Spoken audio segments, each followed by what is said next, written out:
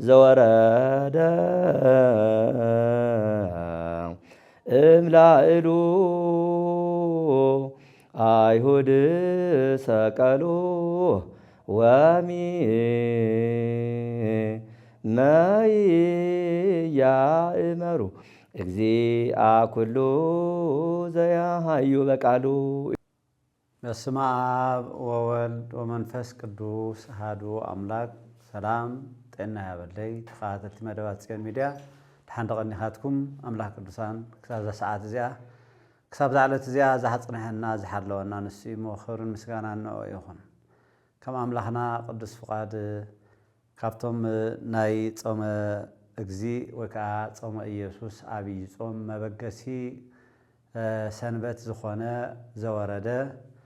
ናይቲ ዕለት ንሱ ዝምልከት ቃል እግዚአብሔር ክንዘራረብ ኢና። ኣምላኽ ቅዱሳን ምስጢር ጥበቡ ንኹላትና ይግለጸልና። ከም ቅዱስ ቤተ ክርስቲያንና ስርዓት ቅዱስ ያሬድ ብዘደረሶ መጽሓፍ ጾመ ድጓ ስያሜ መሰረት ሰናብቲ ከምኡ እውን እቲ ሰሙን ነቲ ሰንበት ተኸቲሉ ዝመጽእ ሰሙን ነናይ ባዕሉ ዝኾነ ስያሜ ኣለዎ። ነቶም ስያሜታት ንሳቶም መበገሲ ዝኸውን እውን እቲ ድርሰት ናይ ቅዱስ ያሬድን እቲ መጽሓፍ ቅዱስን እዩ ዝኸውን። ኣብ ቅዱስ መጽሓፍ መሰረት ዝተገበረ ስለ ዝኾነ ድርሰት ቅዱስ ያሬድ ናይ ቅዱስ ያሬድ ድርሰት ክንብል ከለና መጽሓፍ ቅዱሳዊ ካብ ብሉይ ካብ ሐዲስ እናውፃፀአ ዝመሃረሉ ምዃኑ ክርዳእ ኣድላይ ይኸውን እሞ እዚ ሕዚ እንሕዞ ዘለና ሓድሽ ሓደ ቀዳማይ ሰሙን ናይ ጾመ ኣብይ ወይ ከዓ ዓብይ ጾም ጾመ ኣርብዓ ጾመ ኢየሱስ ዝተፈላለዩ ኣስማት ወይ ከዓ መፀውዕታት ኣለውዎ። ጎይታና መድሓኒና ኢየሱስ ክርስቶስ ኣብ በረኻ ወፂኡ ዝጾመሉ ዝተፈተነሉ ነቲ ፈተና ድማ ብጾም ከመይ ከም ዝሰዓር ስዒሩ ንኣና ትምህርቲ ዘምሃረሉ ተግባር ትምህርቲ እናዘከርና ኣሰር ጎይታና መድሓኒና ኢየሱስ ክርስቶስ እንኽተለሉ ጾም እዩ። ስለዝኾነ ድማ ጎይታ ዝጾመ ጾም እንትንሓስብ ናይ ጎይታ ጾም ጾመ እግዚእነ ጾመ ኢየሱስ ጾመ ኣርብዓ መዓልቲ ኣርብዓ ለይቲ ስለዝኾነ ዝጾሞ እናበልና ንሓስብ። ስለዚ እቲ ቀዳማይ ሰሙን ዘወረደ ቀፂሉ ቅድስ ቀፂሉ ምኩራብ ቀፂሉ መጻጉዕ ቀፂሉ ደብረ ዘይት ገብርኄር ኒቆዲሞስ ሆሳእና እናበለ እቲ ሆሳእና ግን ነቲ ዓብይ ሰሙን ነቲ ናይ ጎይታ ሕማማት ዝከረሉ ሰሙነ ሕማማት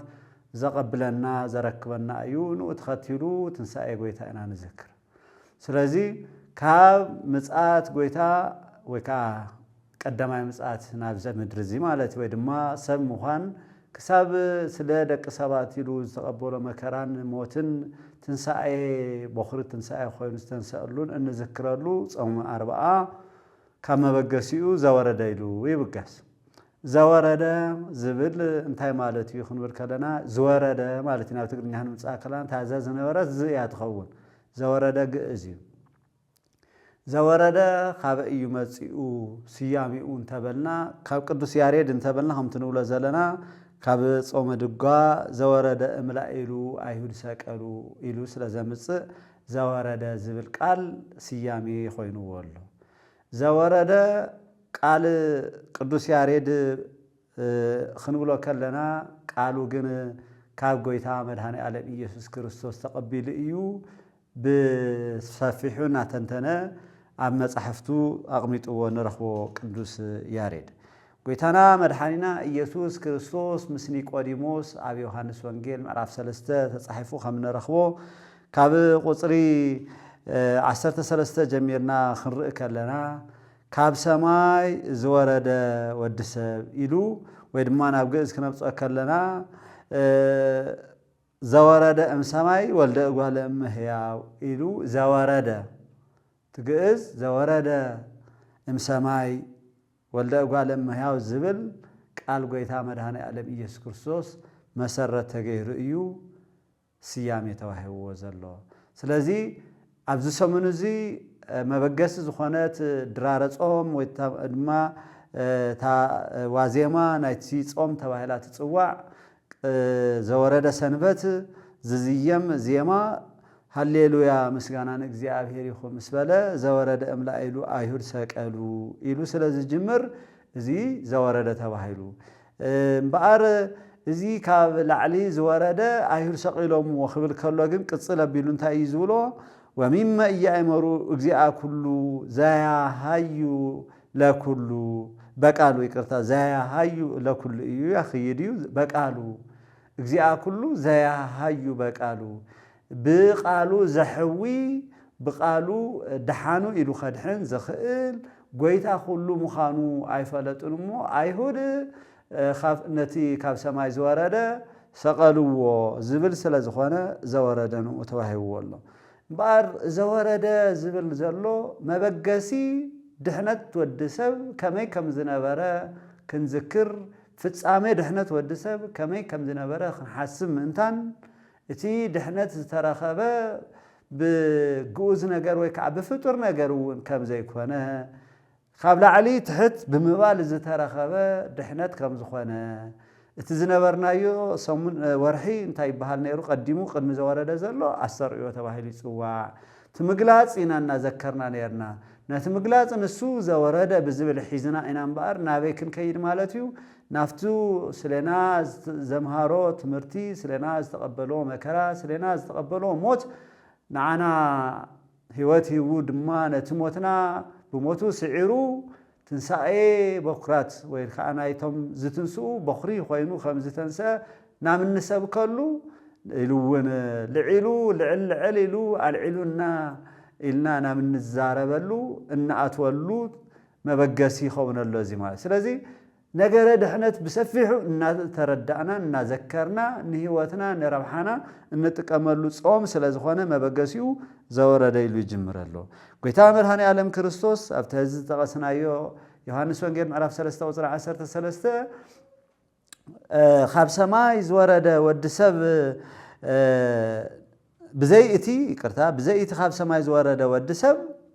ናብ ሰማይ ዝደየበ ሓደ እኳ የለን ኢሉ ክናገር ከሎ ካብ ሰማይ ዝወረደ ናብ ሰማይ ዝደየበ እዚኦም ብዙሓት ነጥብታት ክህቡና ይኽእሉ እዮም ካብ ሰማይ ዝወረደ ኣምላኽ ክኸውን ከሎ ሰብ ዝኾነ መቸም እዚ ኣብ ሰማይ ነይሩስ ናብ ምድሪ ወሪዱ ዝበሃል ዘሎ መቸም ስጋ ይኮነን ካብ ሰማይ ሒዝዎ ዝመፀ ስጋ የለን እቲ ቀዳማዊ ቃል ካብ ሰማይ ወሪዱ ክበሃል ከሎ ድማ ኣብ ምድሪ ዘይነበረ ይኮነን እንታይ ዳ እዩ ዘርእየና ዘሎ ሰብ ምዃኑ እዩ ዘርእየና ዘሎ ሰብ ዝኾነ ብሓፂር ቁመት ብዝተወሰነ ስፍሓት ተመጢኑ ሙሉእ ፍጹም ሰብ ኮይኑ ግን ድማ ኣምላኽነቱ ይሓደገ ዘእንበለ ውላጤ ዘእንበለ ብኣዴ ዘእንበለ ትውሳሂ እናተባሃለ ዝግለጹ ቃላት ከይተለወጠ ስኡልካ ሕውስውስ እውን ብዘይኮነ ምፍልላይ ዝበሃል እውን ብዘይፍለጠሉ ብተዋህዶ ግን ድማ ከዓ ብተኣቅቦ ኣምላኽ ሰብ ድማ ኣምላኽ ዝኾነሉ ኩነት ኢና ሙራድ ንብሎ ዘለና ስጋዊ ኢልና ንፅውዖ ነገረ ስጋዊ ኢና ነልዕል ዘለና እዚ ኣምላኽ ሰብ ስለምዃኑ እሱ ጥራሕ ግን ኣይኮነን ሰብ ዝኾነሉ ምኽንያት ስለ ዘለዎ ሰብ ክኸውን ከሎ ድማ ኣዝዩ ብዘገርም ኩነታት ምውራድ ስለ ዘሎ ባዕሉ ሰብ ምዃን ባዕሉ ምውራድ እዩ መስቀል እዩ ሰብ ብምዃኑ ድማ ናይ ሰብ ዝኾነ ቁስለት ኩሉ ተቐቢሉ ናይ ሰብ ዝኾነ መከራ ኩሉ ተሸኪሙ ነቲ መከራና ንሱ ተቐቢሉ ናቱ ሰላም ናቱ ህይወት ናቱ ክብሪ ንዓና ክልግሰና ዝፈጸሞ ናይ ንግረት ናይ ድሕነት ነገር እዚ ምውራድ ይበሃል ስለዚ እቲ ልዑል ኣምላኽ እቲ ኩሉ ዝኽእል እቱ መላእኽቲ እኳ እቶም ቅዱሳን እሳታውያን መላእኽቲ ኣብ ቅድሚኡ ደው ክንብል ኣይንኽእል ኢና ዝብልዎ ንሱ ግን ትሕት ኢሉ ኣብ ማህፀን ሓንቲ የዋህ ድንግል እዚ ዝበሃል ሃፍቲ ዘይብላ ድኻ ዝኾነት ህፃን እውን ንሽተይ ዝኾነት ሃዳሲ ጣዋ ኣብኣ ማህፀና ሓዲሩ ሰብ ኮይኑ ክውለድ ከለውን ኣብ ክብሪ ቦታ ዘይኮነ ኣብ መሕደር ከፍቲ ዝተረኸበ እዚ ምውራድ እዚ እዩ ወሪዱ ሰብ ኮይኑ ተሰቂሉ ተሳቂዩ ተሰዲዱ ጠሚዩ ሓሚሙ እናበልና እንገልጾ ምውራድ እዩ ወሪዱ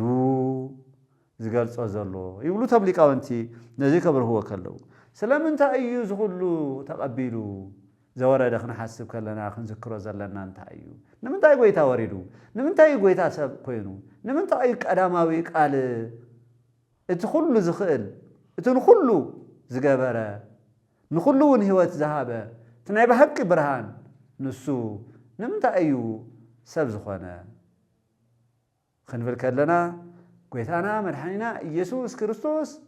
እዚ ዝወረደ ተባሂሉ ብገንዘብ ቃል ዝተፀውዐ ወዲ ሰብ ብገንዘብ ቃል ዝወረደ ተባሂሉ ተፀዊዕሎ እዚ ዝወረደ ወዲ ሰብ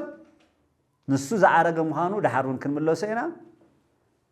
ብኡ ዝኣምን ናይ ዘለኣለም ህይወት ምእንቲ ክረክብ እምበር ከይጠፍእስ ከምቲ ሙሴ ኣብ ምድረ በዳ ንተመን ዝሰቐሎ ክስቀል ይወሪዱ ክግረፍ ይወሪዱ መከራ ክቕበል ይወሪዱ እዚ መከራ ምቕባሉ ኸንምንታይ ቅፅል ለቢሉ ጎይታ መድሃኒ ዓለም ክርስቶስ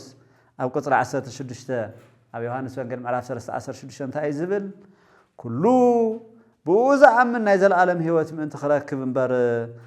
ከይጠፍእስ እግዚኣብሔር ንሓደ ወዱ ቤዛ ገይሩ ክሳዕ ዝህብ ክንዚ ንዓለም ኣፍቀሮ ብኡ ዝኣምን ንኽድሕን ቤዛ ኮይኑ ብፍትወት እግዚኣብሔር ኣብ ንደቂ ሰባት ዝተወፈየ ውህብቶ እዩ ንሱ ብፍቃዱ ብፍቃድ ኣቡኡ ብስምረት መንፈስ ቅዱስ ኩላትና ምእንታን ክንድሕን ናይ ዘለኣለም ህይወት ምእንታን ክንረክብ እዚኣ ትበሃል ንፅድቂ ትኸውን ግብሪ ከይብልና ጥፍኣተኛታት ከለና ንኸድሕነና ቤዛ ኮይኑ እዩ ዝወረደ ሰብ ዝኾነ ዝተሳቀየ ኣብ ድኽነት ማእኸል ተወሊዱ ሰባት ዝረኽቦ ክብሪ እኳ ከይረኸበ ኣብ ማሕደር ከፍቲ ዝተወለደ ብስደት ብህፃንነቱ ዘመን ድማ ብስደት ዝተንከራተተ ዝተሰደ ወዲ ሰብ ኩሉ ናፍቲ ዝተፈጠረሉ ክብሪ ንኽምልስ እዩ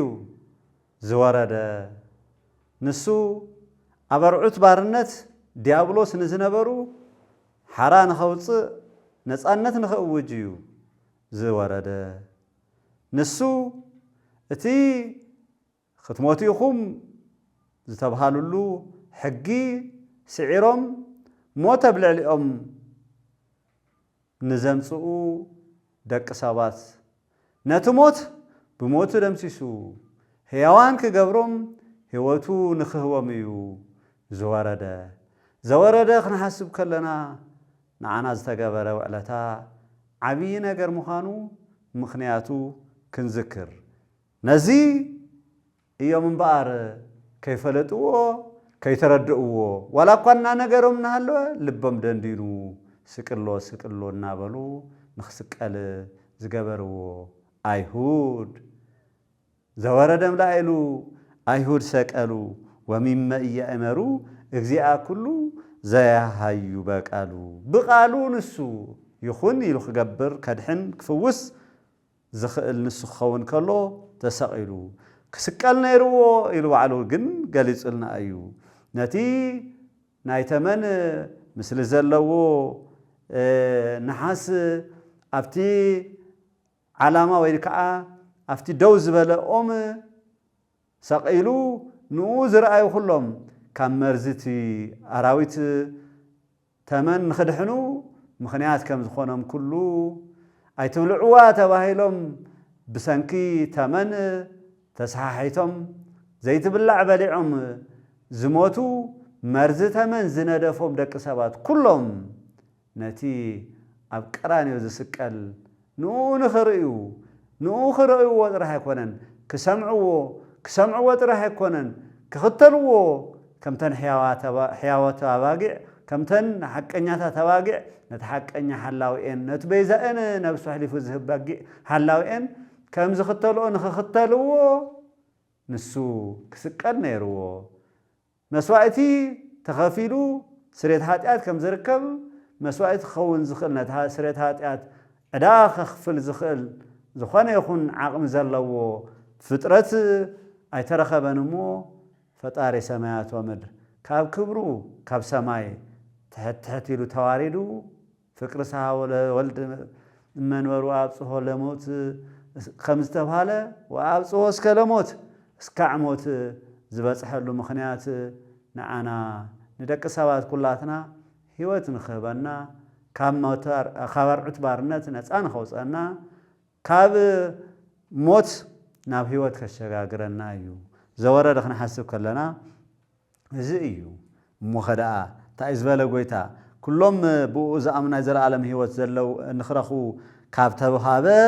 እግዚአብሔር ንወድና بعالم زلاخو عالم بوم انت خدحن انبر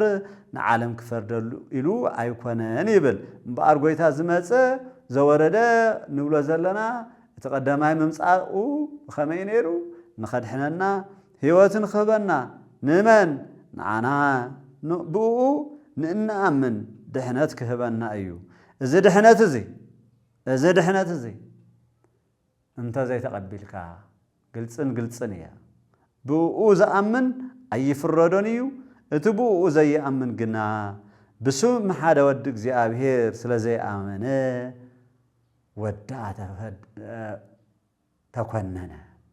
وداء تكوننا درو هزي تفريدو والله تفردي نو بمعنو خرخبا يخل نو انت زي آمين قن موداتو طفات موداتو قطعات موداتو دما تازنا برت موت تازنا برت صلمات تخون الله تحقنيا برهان مدهان يعلم كريستوس برهان ابرهلو بز برهان زي ملالسن زبده ناب دغدغ صلمات كم زاتي اتقال نغيرنا الله وغناتي اذ قال زي بقال غويتا يسوع كريستوس زتنغره حقنيا قالي هيوت زهب قالي زورده خن حسب كلنا غويتا يسوع كريستوس سلامورادو مخنيات اتخابل على زورده خاب سماي زورده مخنيات انتا ينيرو زورده له مخنيات بمغلاصو نزي وانجيليو زحزن وكو ناي زعلت سنبت وزوردون زنبو وانجيلي سلازي نت منباب نحاسمنا لبنا كل غزي نزي قال زي كذكر منتان مدلاواتنا نتصومون بزي عقنزي بزغبا سلاي كبل غويتا سراويت يسوع كريستوس كاب سمايات وريدو خاب قدس دنگل ماريام توليدو نعاي كبل كندزي كاب توارده انا انتاي كمسل كخللني زتوارده كن لعل كبلني مسؤول لعل كبل انت خوينا نافت زلعاله خبر خملس انت خوينا ودعا تكوننا خمزته بحاله حزن خيف ردني انتاي كغبرلني كنمل انتان ازي قال زي نببلنا ازي صوم ازي كنجمر كلناون بزوردن جمرو نزي زمساسل تمحاورياتو ونسبخو وزنبرو قال غويتا ايو ملእኽታት كنمل كلنا ግብረ ሐዋርያት كنمل كلنا እንረخبو نتو تمحارو ወንጌል አምብራህዩ አምስፈሕፋሕዩ ተከክልዩ ምስ ጎይታ ዘይነበሩ ነይሮም ጎይታ በዓል ተመሪሱ ዘምሃረም አለው ከም ቅዱስ ጳውሎስ በፉሊ ጎይታ ካፍታ ናይ ደማስቆ መንገድ ጀሚሩ ካውውን ካብ ደማስቆ ተመሪሱ ናብ ሶርያ ናይ ሶርያ ክፍል ናብ ዝኾነ ናብ ምብራቅ ገጽ ከይዱ ጎይታ ከም ዘምሃሮ በዓሉ ጎይታ እዮም ሂሩንና ባለውን ይገልጽ እዩ ነቶም ካልኦት ድማ እቶም ኣብ ትሕቲ ጎይታ ኮይኖም ዝተምሃሩ ዘምሃሩዎም እቲ ቅዱስ ወንጌል ንሱ እዩ ዝትንተነሉ መልእኽታቱን እሞ ቅዱስ ጳውሎስ ንሰብ ኤፌሶን ምዕራፍ 4 ቁጽሪ 8 ክሳብ 10 ክነንብብ ከለና ነዚ ቃል እዚ ምስ ናይ ቅዱስ ዳዊት መዝሙረ ዳዊት 68 መዝሙር 68 ቁጽሪ 18 ዘሎ ከምቲ አንተ ዝበልክዎ ዘወረደ ጥራሕልና ደወይ ንብልን አርገ ኢና ንብል አርገ ውስተ ሰማይ ወይ ድማ አረገ ውስተ ሰማይ ፄዊወከ ፄዋ ብኸመይ ይገልጾ ናብ ላዕሊ ምስ አረገ ብዙሓት ምሩኻት ሒዙ ኸደ ንደቂ ሰብ ከዓ ውህብቶ ሃበ እቲ ካልእ ባህላ ድማ አረገ ውስተ አርያም ፄዊወከ ፄዋ ወውሃብከ ጸጋከ ለእጓለ እመሕያው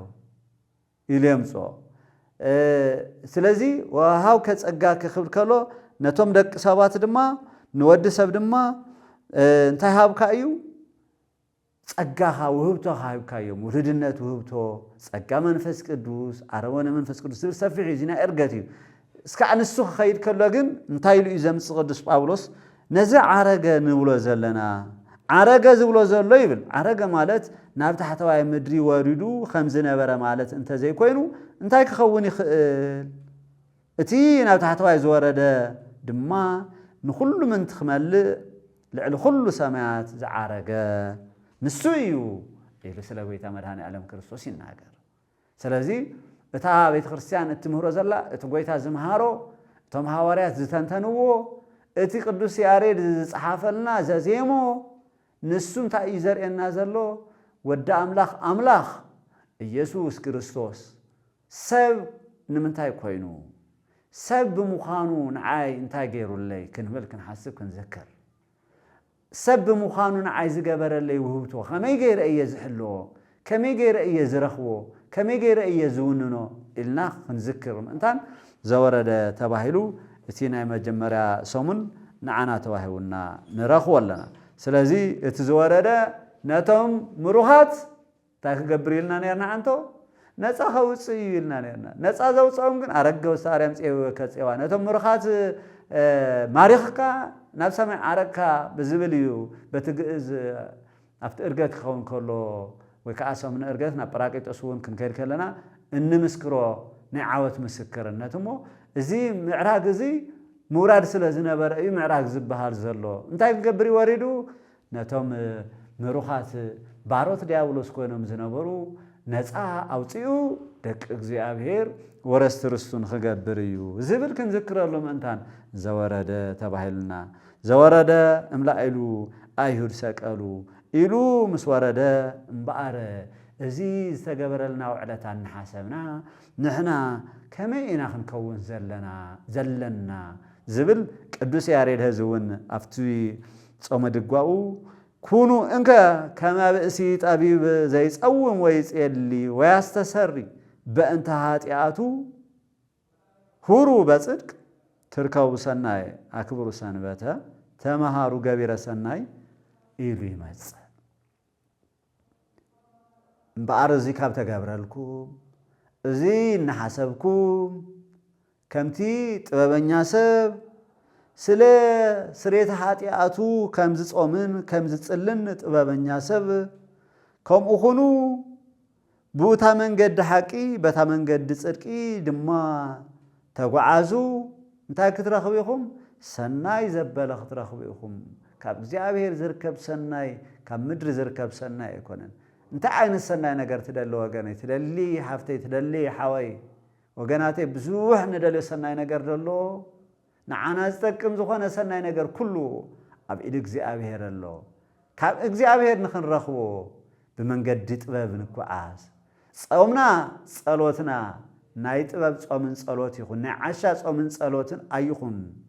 እግዚአብሔር ዝሰምዖ ጾምን ጸሎትን ክኸውን እንተኾይኑ ብመንገዲ ጥበብ ንጓዓዝ እቲ ጠቢብ ንኃጢአት ስሬቱ ክረክብ ብምስትውዓል ከም ዝጸውም ከም ዝጽሊ በታ መንገዲ ጽድቂ በኣ ተመላለስ ሰናይ እውን ክትረክብ ኢኻ ሰንበት እውን ኣኽብር ሰናይ ምግባር እውን ተምሃር ክንጾመሉ ክንጽልየሉ ክንመሃረሉ ኣብትን እግዚአብሔር ዝተቐደሰ ዕለት ሰንበት እውን ንባዕልና ክንከብረሉ ክነቐድሰሉ ክንቅደሰሉ ክንቆርበሉ ክንንስሐሉ ንእግዚአብሔር ደስ ዘብል ኣምልኾ እውን ክንፍጽመሉ ምእንታን በጥበብ ክንጓዓዝ ኣለና ብዕሽነት መንገዲ ይኮነን ብልምዲ ይኮነን ክኸውን ዘለዎ እቲ ጥበብ ዝበሃል እንታይ ድዩ ቀዳሚሃ ለጥበብ ፈሪሃ እግዚአብሔር ንእግዚአብሔር ካብ ምፍራሕ ዝጅምር ደይኮነን ብፍርሃት እግዚአብሔር ንእግዚአብሔር ደስ ዘብል ስራሕ ንምስራሕ ብምትጋህ ደይኮነን ዝጅመር እምበኣር ዘወረደ ጥራሕ ዘይኮነስ ተቀነይ እውን ተባሂሉ ይጽዋዕ እዩ ዝሰሙን ፍላይ ድማ ታሰንበት ተቀነይ ለእግዚአብሔር በፍርሃት ወታሰይሮቱ በረአል አጽንዕዋ ለጥበብ ከመይትማ እግዚአብሔር እናተባሃለ ብዜማ ኣብ ቅዳሴ ይኹን ኣብቲ መዝሙሩ ዝዝየመሉ ምኽንያት እንታይ እዩ እንተበልና ነታ በጥበብ ንጾማ ጾም ነታ በጥበብ ንጽልያ ጸሎት ነታ በጥበብ እንጓዓዛ ናይ ጽድቅ መንገዲ መበገሲታ ንእግዚአብሔር ብምፍራሕ እያ እግዚአብሔር ክቡር እዩ እግዚአብሔር ልዑል እዩ እግዚአብሔር ፈራዳ እዩ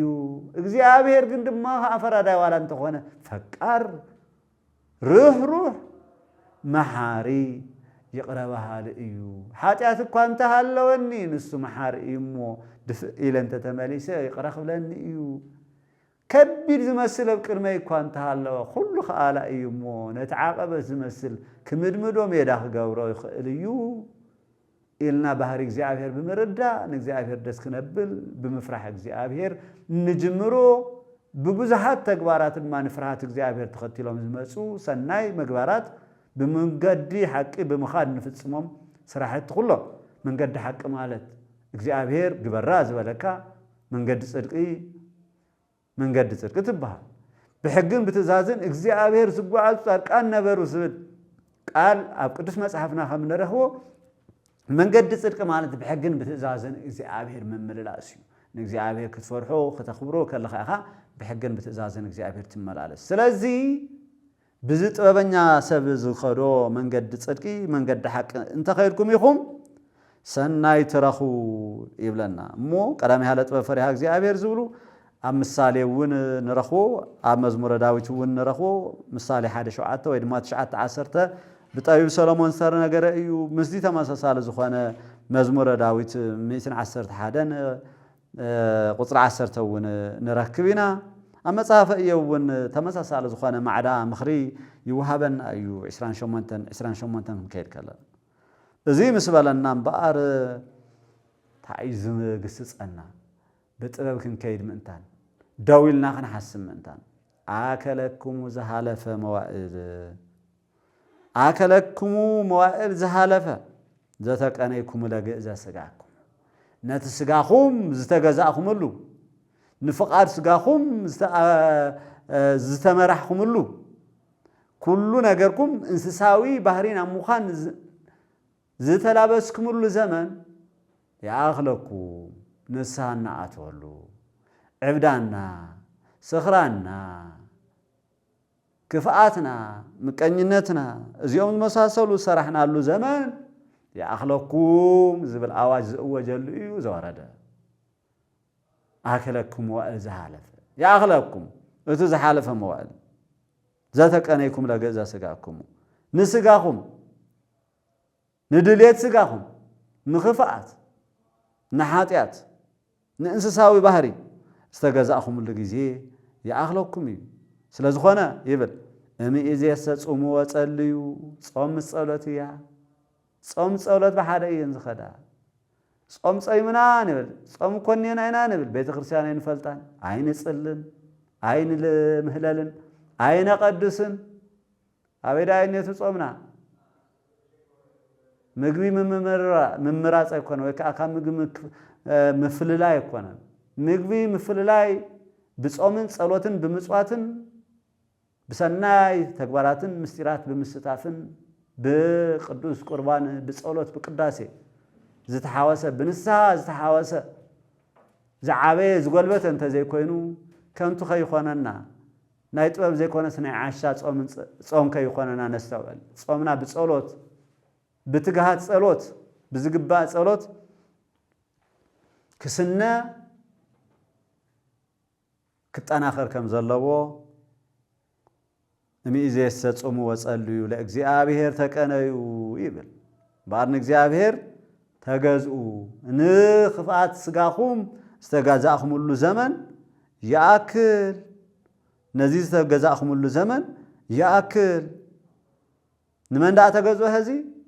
ندلي سجاهم زي كونه بصومن بصلوتن نእግዚአብሔር ተገዙ نግዚአብሔር እንግዝአሉ نግዚአብሔር ምግዛእ ድማ ንህይወትና እንለማመደሉ ንኹሉ ግዜ ንግዚአብሔርና ተገዛእና ምንታን ክንነብር ንድሌት ስጋና ዘይኮነ ንፍትወታትና ዘይኮነ ንዓለም ዘይኮነ ንሕማዓት ተግባራት ዘይኮነ ንግዚአብሔር ምግዛእ ክንለማመደሉ ምንታን እዚ አዋጅ ዝወጀሉ እዩ ዘወረደ ታይብል ሰንበታትሁ አክብሩ ለእግዚአብሔር ተቀነዩ ናክበር ሰንበቶ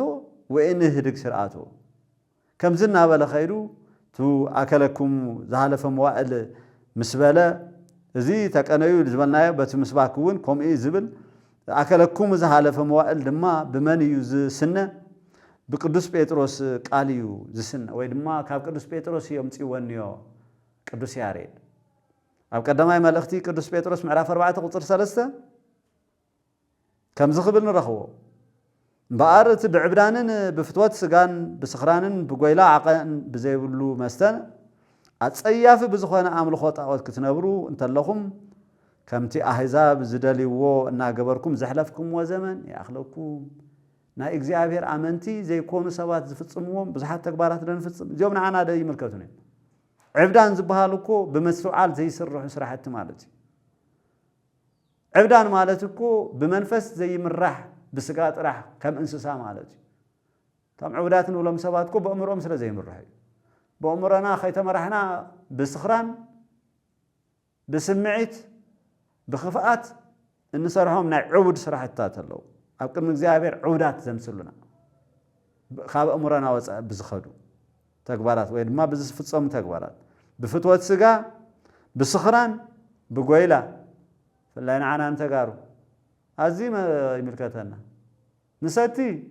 ከም ጉድ ኩ ይስተዘሉ ምግቢ ዝበልዖ ሲኢኑ ብጥሜት ተሓሊጉና ሓደረ ህዝቢ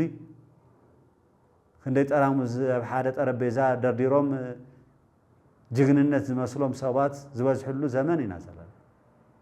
ጎይላና እንኳን ንፈልጦ ኢና ዳሳት ተደይሶም መንገዲ ሁሉ ተዓጺው ፍሰስ ተፋሰስ በቲኮ ዝለኽፍዎ ዝጥዕምዎ ሲኢኖም ቶም ተመዛወለ ወገናት ኣብ ክንደይ መከራ ዘለው ንዕንድር ንጉይል ንዘልል ዝኾነት ነገር ክትመጸና ከላ ድማ ኦይ ንብል አምላኽ አለዱ ንብል መጀመሪያ በን ዘኪርና ያብጽጋብና ሰዓት منبار زي أخلقكم إذا قويلكم زي أخلقكم إذا عبدانكم زي أخلقكم إذا نايتم نجزابير زي أمنو نجزابير زي يملخو نايتم أحزاب تكباريو نزنا أحزاب تكبار أتصياف زخانة بزح تكبار زفتكم له زمن يأكل نسات أتولو ساعاتي هذي زبليو زوجلو زورده لبلنا نستوعب الله بملء نسها إن أنا أفتصهم كن أتزلنا زحلف سرحنا أيو نجار كله يأكل لنا قريص أنا والسنة ناب كرميت ناب إجزاء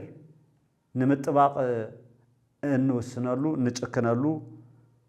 وقت إيو صوم 4 نجمرو لزلنا زورده مزي أنت تتحاوس كن بالكلنا قدوس بيتروس معرف قدماء ملأخت بيتروس معرف 4 قطر 3 ديو يأخلقكم تانا قدوس ياريد زمصايلنا لنا يأخلقكم زحلفكم وزمن يأكل مسبلنا فقري بزوح حاتيات تخدن يامو قدم كل نسنساتكم بملؤ لبي تفقروا قدوس بيتروس فقري بزوح حاتيات تخدن كم زي كوانا غيرا تطفيا اب قدم እግዚአብሔር كم زي لغيرا تخوليا فقري زتحاوسو نساء እግዚአብሔር تقبل ننسخاتكم بمفقر نتحاتاتكم سريت كترخوا لايكم نتانساهم لما تقبلنا تقدم እግዚአብሔር كلوا ايو إلو قدوس بيتروس كم زختلا قدوس ياريد كنت يبل سنا يغورو ديلو نيرو بيصكم افقرو اسم ذا افقر بيصو ينس السيتو امهاب اب ام سماء اتي حاوز افكره اتحاوز فتوى اتبفقري زملالسيو ካብ እግዚአብሔር ንዝልምኖ ሁሉ መልሲ ሰናይ መልሲ ዝረክብ ካብ እግዚአብሔር ዝቅበል ክንቅበል ደንደሊ ሰናይ ነገር እግዚአብሔር ክበና በእግዚአብሔር ንባረኽ ነደሊ ዘቸገረና ዘጨነቀና ዘፍረሐና ነገር ሁሉ ክውገደልና ክጠፍአልና ዝሰአናዮ ሃረር ዝበልናዮ ለይቲ ምስቀትሪ እንተረኸብናዮ እናበልና ዘይረኸብናዮ ሰናይ ነገር ደሎ ገዛና ሰናይ ነገር ደሎ ህይወትና ሰናይ ነገር ደሎ ኣብ ስራሕና ዝሰአናዮ ነዚ ሰናይ ነገር እዚ ክህበና እግዚአብሔር ንደል እንዲና እንድሕር ንደል ኮይንና እዚ ዝቕበልሲ ንሓው ዘፍቅር ኢሉና ኣሎ ንጽምጾመ ወናፍቅር ቢጸነ ወንትፋቀር በበይናቲነ ኢሉን በኸልእዮም ጾሞ ዘወረደ ክንሓስብ ከለና ጎይታ መድኃኔ ዓለም ኢየሱስ ክርስቶስ ሰብ ኮይኑ ስለና ዝተቐበሎ ስለና ዝገበረልና ነገር ኩሉ እንሓስበሉ ብፍሉይና ነው ዘለና እምበር ክርስቲያን ኮይኑ ነገረ ክርስቶስ ዘይሓስብ ርእሱ እንተኮይኑ ንሱ ክርስቲያን ኣይኮነን ዘይሓስብ ጥራሕ ኣይኮነን በቲ መንገዲ ንሱ ዘይመላለስ እሱ ክርስቲያን ኣይኮነን ናይ ሽም እዩ ዝኸውን ዘሎ ናይ ምምሳል እዩ ዝኸውን ዘሎ ብፍሉይ ግን ዘወረደ እምላእ ኢሉ እቲ ኣይሁድ ሰቐልዎ ስለና ክብል ካብ ሰማይ ዝወረደ ንድሕነትና እዩ ብኡ እተኣምን ነብሰይ ትጠፍእን እያ ንኡ ዘይተኣምንን ዘይትኽተሎን ግን ሎሚ ተፈሪድዋ እዩ እሞ ንኡ ክንክተል ነቲ ዝሓለፈ ናይ መንገዲ ክፍኣት ናይ መንገዲ ጥፍኣት ስራሕትና ኩሉ ሙሉእ ንሙሉእ ቁርፅ ኣቢልና ሓዲግና ብንስሓ ብጾም ብጸሎት ብምጽዋት ምስ እግዚአብሔር እንራኸበሉ ጸም ክኸውን እያ ኣዋጅ ትእውጀሉ ቤተ ክርስቲያንና ዘወረደ እቲ ዝወረደ ካብ ሰማይ ንኹላትና ድሕነት እዩ ንሱ ከዓ ወሪዱ ተዋሪዱ ቀሪብ ኮንና ንብሎ ነቶም ተማሪኽና ዝነበርና ንኹላትና ሓርነት ነፃነት ኣውጁ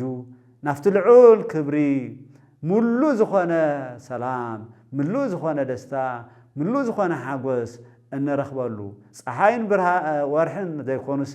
ባዕሉ እቲ ዝተሓረደ በጊዕ ሕያዋይ በጊዕ መድኃኔ ዓለም ክርስቶስ ብርሃኑ ኮይኑ ናብ ዘብርህላ ዘለዓለማዊ ክብሪ ናብ ዘለዋ ዘለዓለማ ሓጎስ ናብ ዘለዋ መንግስቱ ንኸውርሰና እዩ እሞ ነዚ መንግስቲ እዚ ዘለዓለማዊ ክብሪ እዚ ንምውራስ ምስ ትንሳኤኡ ተሳተፍቲ ንምዃን ከምቲ ንሱ ልዕል ዝበለ ንሕና እውን ልዕል ክንብል ተኸቲልናዮ ኣብቲ ዘዳለወልና ክብሪ እውን ንኽንኣቱ ጾምና ብዝግባእ ክንጾሞ ብጥበበኛ ጸዋምን ጸላይን መንገዲ ክንመላለስ እምበር ብዓያሹ ጾምን ጸሎትን ከይንታለል ክነስተውዕለሉ ምእንታን እዚ ቃል እዚ ተዋሂቡና ኣምላኽ ቅዱሳን ካብ ዘወረደ ክሳብ ትንሳኤ እንብሎም ዘለው ናይ ጾም ወቕትታት ኩሎም ንበረከት ንምሕረት ኣብ ህይወትና ኣብ ናብራና ኣብ ስራሕና ኣብ ከባቢና ብፍላይ ድማ ኣብዚ ሰዓት እዚ ንንምልከቶ ዘለና ፀበባ ጭንቂ ሓዊ ናይ ደቂ ሰባት ምጥፍፋእ ኣጥፊኡ እግዚአብሔር ኣምላኽ ሰላምን ዓድናን ህዝብናን ይዓድለና ወስብሐት ለእግዚአብሔር